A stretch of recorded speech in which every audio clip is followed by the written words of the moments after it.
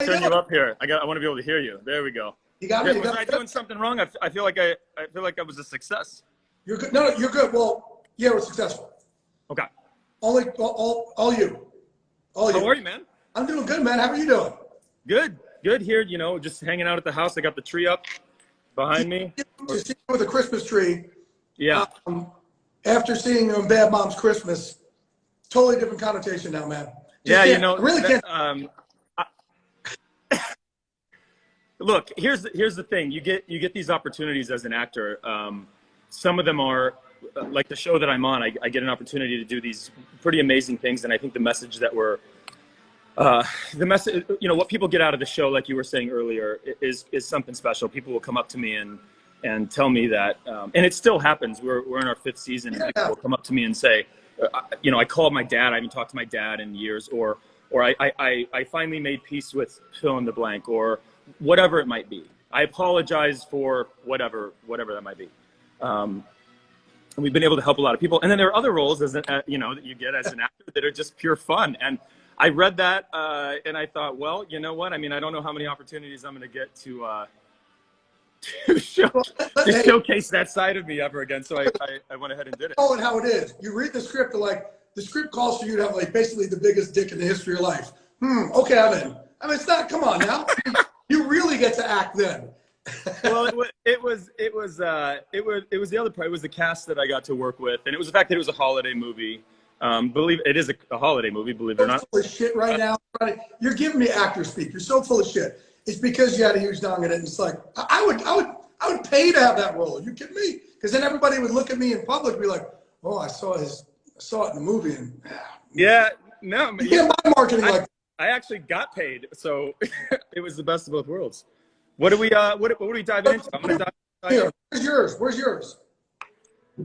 What are you doing, Blanco? Yes, I'm doing the Blanco. I'm gonna dive into the añejo. Okay, so tell everybody what this is. So this is a 100% blue Weber agave spirit out of Morelos, Mexico. It's called Avila. It's we use when we make.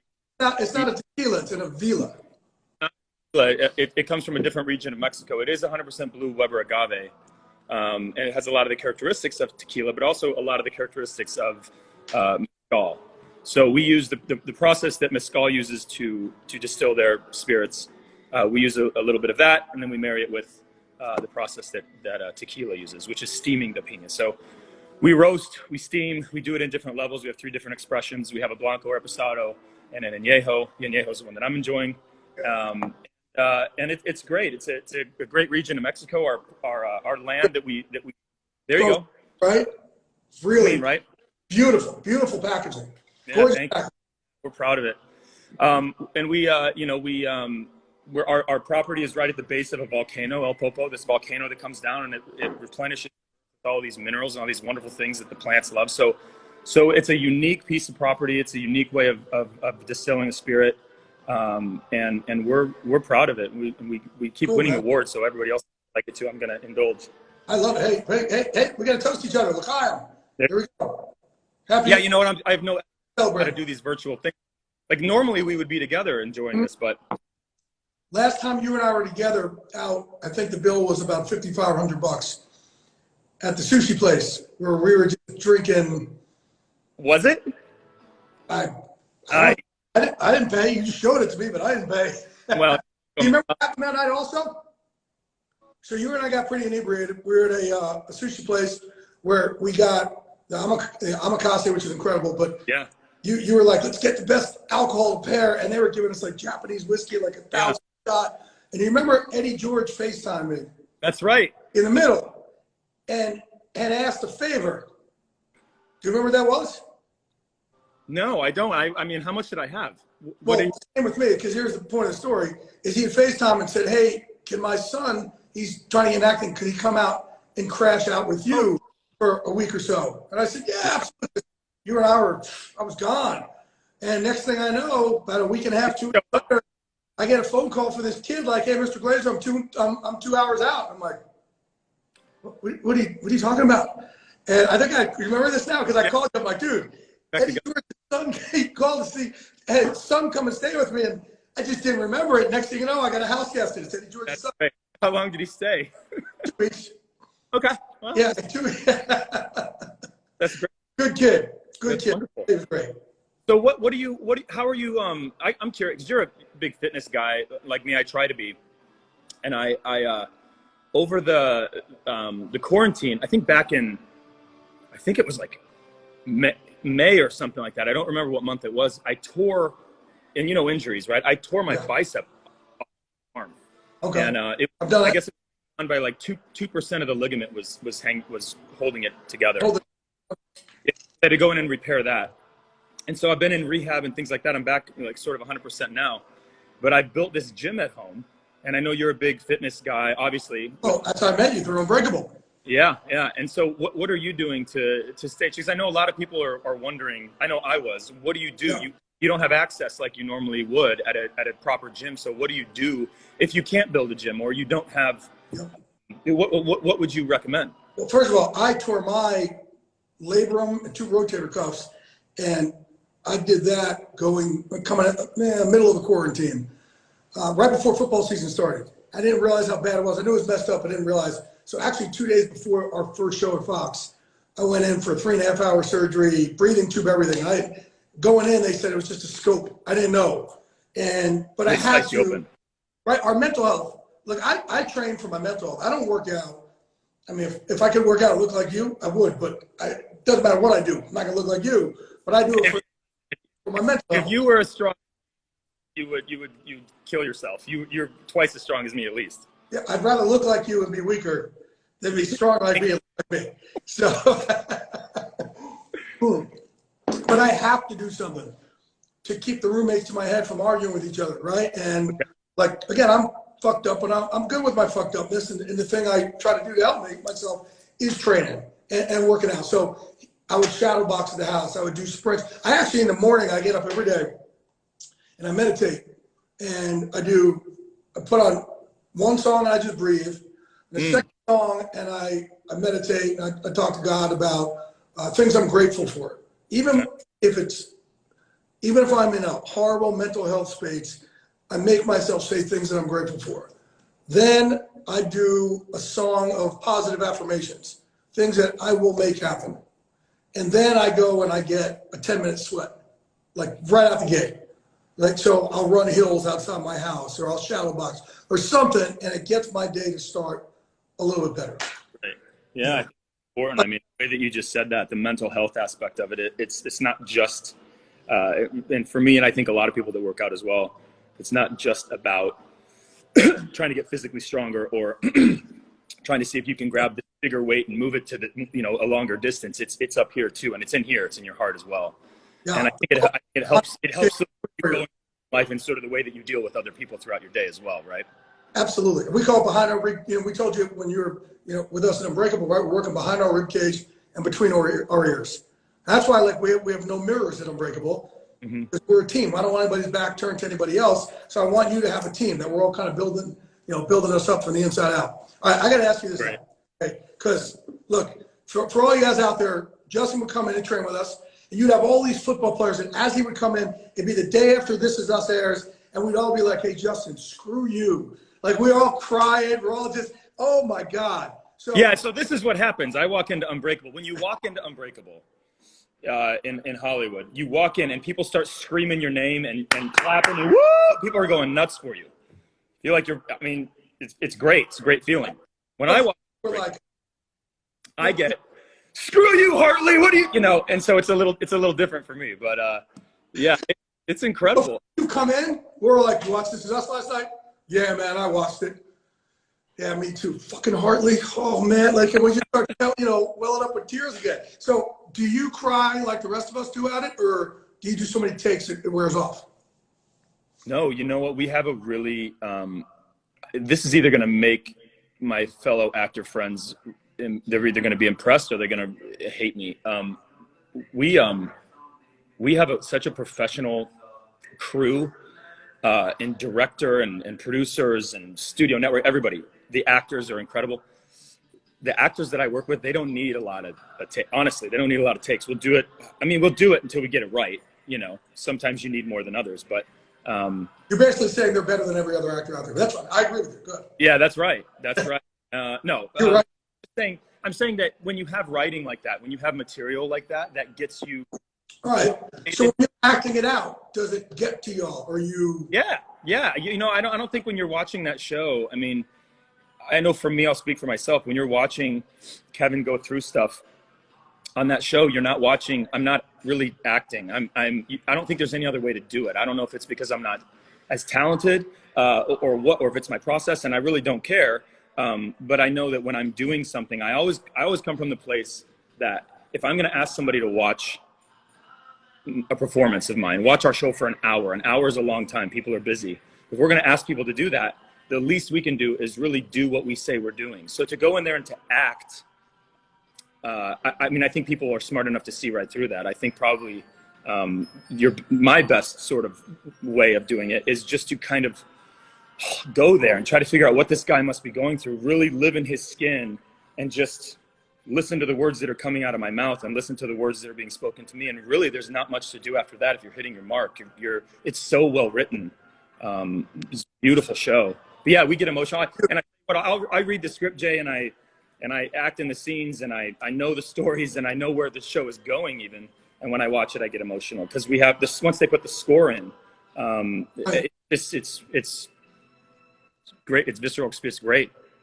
Has there been a moment when you're on set when it just got so deep that you guys had to pause or stop, or, you know, for you or one of your fellow actors on there, it was a real emotional scene that, man, it was just hard to get through? You know, oddly enough, I have not had that experience. What I have had is the opposite, which is with the comedy stuff. It's like sometimes we'll break. And so you would think on a show like This Is Us, it would be like, I can't even get the words out of them. But it's really like when you're trying to do something emotional and then there's something funny that's going to happen, because Dan Fogelman, our creator, does this really great thing where he'll make something really, really emotional. And then when you're in tears and everything as an audience member watching it, really feeling, you know, what these characters are going through, he'll slide in a joke or something, and it's so practical, right, and poignant to whatever you might be going through in your life that you start laughing. So you're like laughing through your tears. But we laugh a lot on set. You know, this year's a little different because of COVID, but because we got to kind of get in and get out and try to be as safe as we possibly can. But we laugh a lot, man. We really do. We love each other. Yeah, so do we. Yeah. I won. We were doing the Super Bowl, the New York Super Bowl, Seahawks against Broncos. Yeah. It was in New York, and Fox had asked me to do a feature from the new World Trade Center. I lost one of my best friends in 9/11, and I know some of our friends, they're on here right now from our little crew. And I hadn't been back there since September 11th, 2002. And it just took too much out of me every year. It would take so long, so I never went back. Like, I just kind of had to move on. And it doesn't mean I love them any less. I love them with all my heart. But I never went back again. And they asked me to go and be the first one in the new World Trade Center. And I originally told my producers no. And they're like, this is a Super Bowl. This is a New York Super Bowl. We need you to do this. And I was like, I don't go there anymore. I just can't do it. It just takes it out of me. And they eventually convinced me. And I finally went down with the Port Authority, chief of Port Authority Police from them, and the fire department chief from them. And the moment we got on to the grounds, I swear to you, man, and I'm a spiritual, I'm a God guy, I'm a spiritual guy, but this was different. I felt like this energy, spirits, and I started crying, and so did they. And they were there for 45 minutes trying to get us composed to do this feature, and we couldn't do it. And eventually, producers like, Jay, we got to get going here. I'm like, I hear you. I don't know what to do or to say to get us through this, because it wasn't just me. Yeah. Eventually you do it, and like you're saying, I try to crack a couple jokes to get us, kind of through it. But that's why I was kind of asking you, like, that's the only time that happened to me. And I cried last year on our Thanksgiving show talking about MVP, our charity. I know you're doing stuff right now too. And I mean, MVP, it's a wonderful thing. It's cool. I'm so glad that you that we connected and that I was able to sort of go to that gym and witness all of that. It's very, very cool.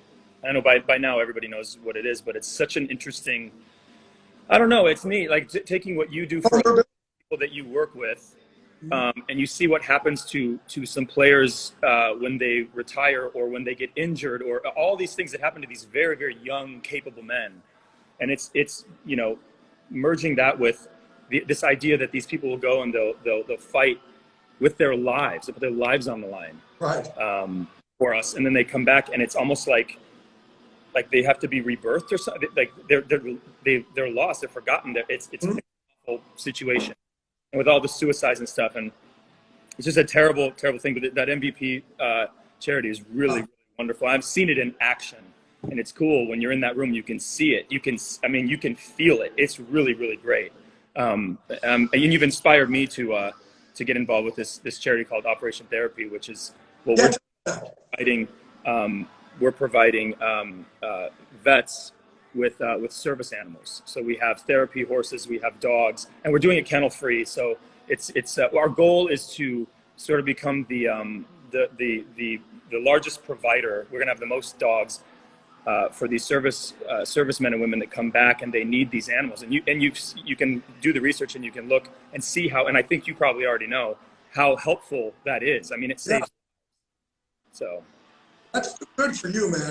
I love. You know what? I'm going to connect you with our executive director, a woman named Susie Landolfi, who has a ranch called Big Heart Ranch, where she uses a lot of animals to help our veterans through things, and wild horses and wolves and different animals. And she's our queen bee. So if she's in this space in a big way, she could probably help you guys out a lot. Oh, that'd be great, man. We would appreciate that. That'd be great. That'd be great. Yeah. Oh, it's good. I'm proud of you, man. It's really good. Thank you. Thank you. What are you thinking, man? When are we going to get to see each other again? What's your best guess on this? I mean, I know everyone has the same question. Yeah. Once I get to the playoffs, I'm a little bit better. Like this year for us has just been crazy because we have, all of a sudden we're doing, 2 weeks ago we had our Sunday games and then a game on Monday and then a game on Tuesday and then a game on Thursday and a game on Sunday, and just things get. So once the season, we get to the postseason. Once we get to the postseason, done. We're coming right here. We're having. Look at this. There you go. Paisley. She's. I think I met your pup. She's not. I guess. Right. She's your therapy dog. Yeah. Hey, does and I know you met a lot of. I think you met Mike Tomlin in our gym, right? Yep. You met Sean Payton, which. Yep. It turns out you and Sean Payton went to the same high school, which. And that's something I didn't know that. That's great. Oh, it shows whoever's running your alumni newsletter sucks. What's that? Whoever's running your alumni newsletter sucks. Yeah, exactly. But are anybody over there? Are they truly like you guys have a lot of Terry Bradshaw on your show? Obviously, I work with them. Is there a Steeler fandom over there with you guys? There is. So. Yeah, every character on our show is a Steelers fan. It's where they're from. They grew up Steelers fans. Their dad was a big Steelers fan, and they've carried that. I'm a big Bears fan, which we've had a couple that have been really, really great, which I'm proud of. And I know, look, it's so funny, isn't it? It's almost like watching two different teams. It's unbelievable. He had a hell of a game last week. Trubisky had a hell of a game. But yeah, we're all Steelers fans now, just because you can't help it. And interestingly enough. Being a Steelers fan is a little easier, I think, than being kind of any other fan, unless you're a New England fan, because they win a lot, right? It's always easier when they win a lot. But my best friend from junior high was a Steelers fan. His whole family Steelers fans, and we're still, best friends. And so I've been a Steelers fan as well my whole life. So I've kept up with all those guys, and I'm always partial to the Steelers, unless they're playing the Bears. Do you guys we play practical jokes on each other all the time. Like you would think Howie Long would be this crazy Raider, he's not. He's like so by the book stiff. So he's like, for me, I'm constantly playing jokes on him. Like I'm trying to get it. One time this is how sick I am. I called his wife to find out exactly when his flight was, knowing that he was going to be sitting in his seat in first class. And I sent him a video where you can't turn the sound off. and there's Howie Long. I just tried, and it was terrible. It was a really, really graphic video. Oh, yeah. Oh, you yeah. went. Yes. You went for it. You can understand. And there's Howie Long, and he's, you're terrible. So, Yeah. and Bradshaw is always playing jokes on us, constantly. Like the stuff, he's always setting us up on stuff. Is there a jokester on your set?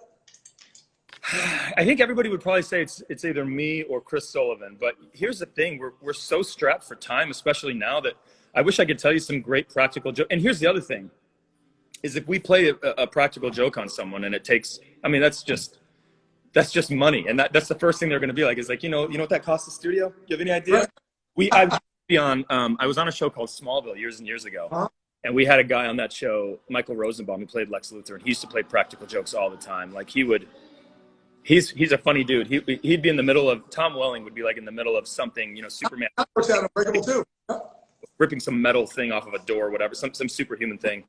And it's all really quiet and it's silent. And we've got the prop, and we've got like two of them, right? It's like we have two of these. It's a thing that we had to build, and he's going to rip it open. It looks like a piece of metal. And if that take doesn't work, we have one more. We have to bolt it back in. It's a 45-minute reset. And Michael Rosenbaum is not even in the scene. And he would come by Video Village, which is right next to the set, just stand there and wait till the very last minute where Tom is like going to rip this door off, right? And everything's looking great, and the camera's panning in, and the jib arm is going up like this, and he would just rip one, right? And so the whole take is blown. Tom comes around, the thing gets ripped off the wrong way, and everyone's like, do you have any idea how expensive that flagellant was, buddy? You have any idea what that costs? But it's fun, Hey, I've asked you this. Yeah. But I think it's great for the role here. I always ask people this. Okay. Because you've done, like you're saying, you're on Smallville, you've done acting in the past, but man, This Is Us is a life changer. Change your life. Yep. What point did you realize that, wow, my life just changed? Things are different moving forward. There was a story. It was when I'm lucky in that I got gently guided into the losing your anonymity a bit, kind of like, I don't want to say famous, but where people recognize your face, people know your name. I got slowly brought into that. I started in soap operas, and then I got on a more popular soap opera, and then some primetime television, and then Smallville, and then more primetime television. So I slowly kind of got led into that, as opposed to these people that just overnight, it's like, what is going on here? So I'm lucky in that regard. I will say this though. When I went to New York to promote the show, because when you're working on the show, you're just busy. You don't realize how many people might or might not know you, because you're just working. You're on set all the time, and you're at home and sleeping and going back to work. I went to New York to promote the show, and just walking around, not only the people that recognize you so much, but the people that will come up to you and tell you their personal stories that you can tell that they might not have they haven't told this story since it happened, and maybe it happened 12 years ago. And for some reason, they feel compelled to tell you. They're opening up to you, and they don't know you, but they know your character, right? And they're relating to you on that level. That's when I knew this was something special. I mean, who in a million years would have thought, I'm an actor, for God's sake, who in a million years would have thought part of something that would help so many people in their real life? And it's not just entertainment, it sort of transcends that. And that's what these guys have been able to write. So that's when what about you? No, there was a moment you told me you had with like a Hollywood legend who was like, came over and said, big fan of yours in the show. Well, I have a couple of those, which is kind of weird. I was at an event promoting, I think it was the Upfronts. I was promoting This Is Us, along with a bunch of other actors from NBC. And Carl Weathers at the time, is this the story you're talking about, or is this a new one? No, I think it was an actress. Carl Weathers walks up to me. I feel this on my arm, my shoulder, and I turn around and I look, and Apollo Creed is staring at me. And I'm looking at him, and I had one of those moments I didn't really know what to do. And he just starts complimenting me and complimenting the show. And I got a little overwhelmed, and I didn't know what to say. I just said, thank you. Punched me in the face. He just kind of looked at me like he was so disappointed at what what I just said. But those things happen, you know. You always have. I think no matter what you're doing for a living, what you do for a living, who you surround yourself with, there are always those people that you're still a kid inside, right? No, and you should. We should never get so cool. We're like, yeah, I've been there, done that. Like I say to Howie Long all the time. Like we'll do stuff. I'll be like, hey man, I know we're supposed to act like we've been there before, but man, fuck that. I haven't. This shit is cool. Like this is like, you gotta be kidding me. I've got a really funny Howie Long. You want to hear this story? Howie Long. So the man, I don't know Howie Long. The man, I'm working in Chicago at the time at a place called Planet Hollywood, which is a restaurant. They used to have a ton of them.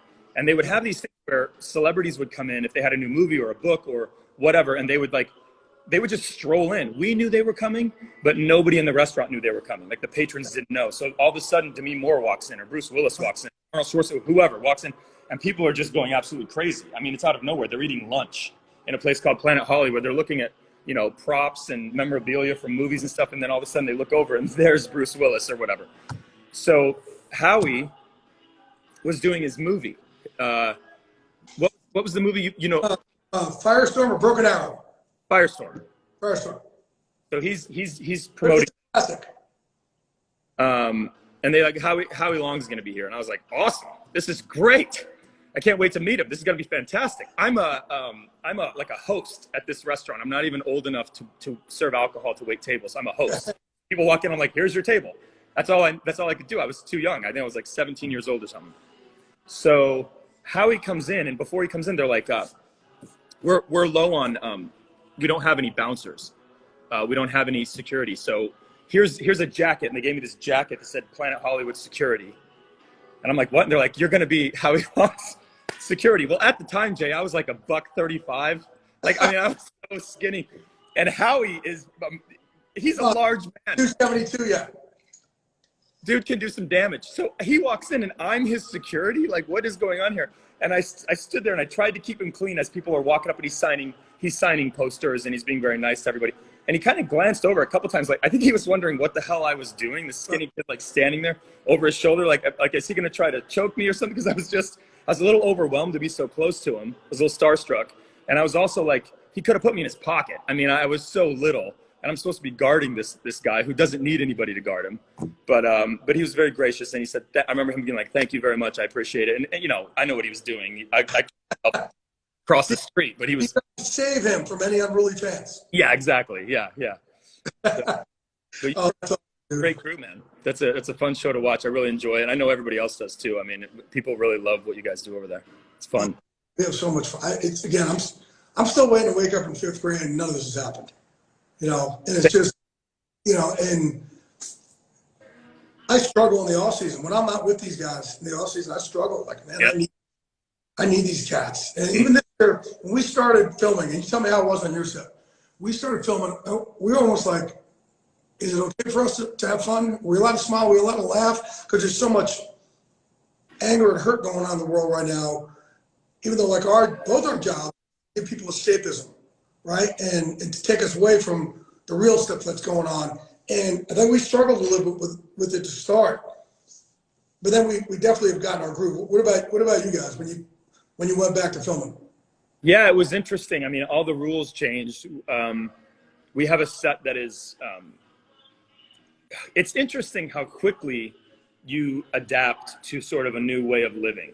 Mm-hmm. I'm a hugger. I'm a pat on the back. I'm a attaboy kind of on the arm. And you adapt rather quickly. And I'm watching movies where, that took place in like the 90s, the 80s, the 90s, where I was watching Planes, Trains, and Automobiles with my girlfriend last night. And we're watching this movie, and it's the scene where everyone's at the airport, and it's every flight's delayed because of the weather. And it's just a sea of people. And I just literally out loud, I said, COVID. And it, yeah, it happened because I was people so close together. This is not good. But we, you know what? We have these pods that we're in. We social distance. We wear masks. We're very safe. We've been lucky. It's been working so far. We have contact tracing, safety protocol, and we're very diligent about all of that. So it's not as tactile as sort of like it used to be, I guess, as far as the touching and stuff, but not to say that we were ever inappropriate. That came off wrong, but so it's different. But we're just happy to be back at work, and it feels good knowing. I mean, don't you feel good knowing that every person that's operating a camera, every grip, every person that's operating a dolly, every person that's a gaffer, they're all working. They're paid, you know. I mean, that's such a big responsibility, because if you guys go down, it's like, what happens? You know, I mean, you're setting. Our show also we're giving out information, but we're also based on humor. That's why people have watched us for 26 years, 27 years, because we make, America laugh on Sundays when you're watching football. And that's what I'm saying. I think we struggled with that at the beginning. I know I did. I always felt like, man, how am I out here laughing or cracking jokes when there's so much pain in the world right now? And I had to get over it, because I owed it to everybody else to give them what they needed, some escapism. That's what we had to do. People are looking forward to that. Yeah. No doubt. All right, well, brother, I appreciate you. Tell us one more time what this is. Yes. Oh, yes. Revel Avila. You go to revelspirits.com if you want to try this stuff. It's fantastic. We're winning all kinds of awards. I'm very, very proud of it. The team behind it is great. The owner is fantastic. And I think we got something really special here. And then Operation Therapy, operationtherapy.com. You can go to check out all the information about that charity. It's really great, helping veterans with service animals. So pretty cool. Before you go, I've never done this for anybody yet. Yeah. I'm going to try and take a question and see if we can ask you, but I don't really know, and see if I can do it. Okay. Sure. Let me see here. Okay, there we go. Lori M. Todd is asking, what's the most difficult part of playing Kevin? That's my first question I ever asked from a fan here. Just, folks, only because I didn't know how to do it. No, it's a good one. It's a good one, though. What's the most difficult part? What's the most difficult part about playing Kevin Pearson? Yeah. Kevin does some things that are, I think anytime you're playing a character that is so different than you are in a given moment, he does some things where they're just boneheaded, or sometimes he can be really, especially in the past, he could really be selfish. And it wasn't that he's selfish, it was that he was scared, and it came off as selfish because he was protecting the wrong things, and he just didn't have the tools to be able to figure out what it was that he was supposed to do. Those things are difficult. Sometimes when you feel like you're, at least for me, your inclination is to protect your character, because you fall in love with your character, kind of is what happens when you play a character for so long. You really do. And so you start to protect him, and you start to think of yourself as sort of the guardian of that character. And when you see things in a script that are not shining a positive light on your character, it's almost like watching someone bully your friend or something. And you're like, wait a minute, he wouldn't do that, right? That's the first inclination. And then you get over that and you realize what your job is, and that you're an actor, and that the writers know so much more than I do. But that's the difficult part, I think. And also trying to not be so, the show can be very, I try not to be so sentimental with him. Because I think you can do too much of that, and then it becomes sort of like beating people over the head with a message. It's not what we do. I mean, I know there have been a few people, very few people, but a few people who have brought up to me, why the masks? Why is it I watched the show to escape. I mean, I don't, but that's what we do. I mean, I think we would be doing a disservice on our show if what we do is, and the reason people connect to our show so much is because we're presenting a very real scenario. We're presenting something that people look at and they go, oh my God, that is real life. That's my story, or I know somebody who did that. And if all of a sudden we got afraid to tell real stories, to me, that's a little political. So I think we haven't changed at all what we're doing. It's just the world changed. And so for us to ignore it, I think would be a little irresponsible. We have one of the families on our show. It's an African-American family. It's a predominant family on our show. Randall Pearson is my brother, right? Right. Adopted African-American. And if we just pretended like nothing that's going on in the world right now was going on in the world right now, I just think that would have disappointed me. And I think that would have been very, very irresponsible. So I think we have an opportunity for sure, but I also think we're telling stories the way that we're telling stories about life, and that's why people relate so well to the show. So So I don't know, I kind of went off on a tangent there, but you make us think from within. That's what we want. People want to feel. yeah, that's what. And a lot of people don't know how to feel. So you're giving people a blueprint, a guidebook on how to feel and showing it that it's okay to feel. It's okay. Again, like what we have here is not real strength.